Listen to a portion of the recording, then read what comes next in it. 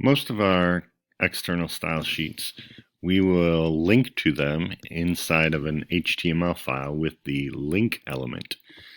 Every once in a while, and the book gives you a couple examples throughout the semester, you can actually connect two or more CSS files together so that your HTML file may be only linking to one of them, but you're actually going to get the attributes and the properties of multiple style sheets.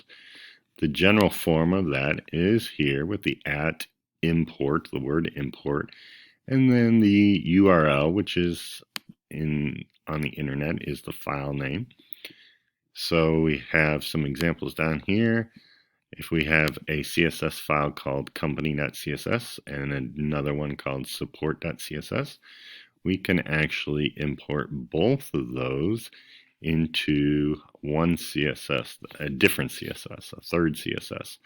So you would place this up at the top, and then all three CSS files would be connected to the HTML file.